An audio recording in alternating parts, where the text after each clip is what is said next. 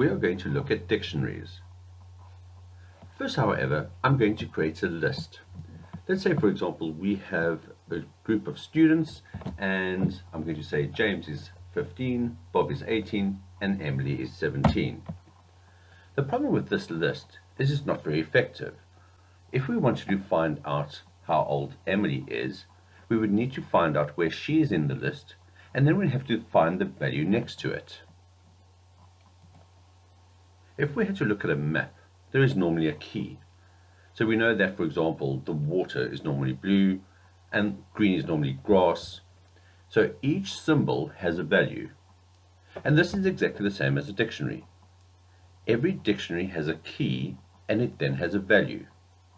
When you access the key, you get the value of that dictionary. So I'm going to do exactly the same thing, but this time instead of a list, I'm going to create a dictionary. I'm going to use exactly the same information. I'm going to say students is equal to, now instead of a list with a square bracket, a dictionary has a curly bracket. So I'm now going to type in James, and I'm going to type in a colon and 15, and then I'm going to add Bob, colon 18, and lastly Emily, who is 17, and I'm going to press enter. If I now type in students, I would then get the dictionary and I can see everything that's in it. So James is 15, etc. If we now want to access one of the values, let's say for example we want to find out how old James is, we would then have to type in students. I'm going to type in the square bracket, and I now need to type in the key, and the key is James. I'm going to close the square bracket, and if I now press enter, it will tell me that James is 15 years old. Let's say we'd now like to update one of these records. So let's say Bob is a year older and Bob's now 19. So we do this in exactly the same way. We're going to type in students, and I'm going to say Bob, and I'm then going to close the bracket, and now all I need to do is I need to type in equal 19. If I now type in students again, you will now see that Bob has moved from 18 to 19, so we know that this has changed or been updated. Let's say we'd now like to delete one of these people. Let's say we'd like to delete Bob because he's left the school.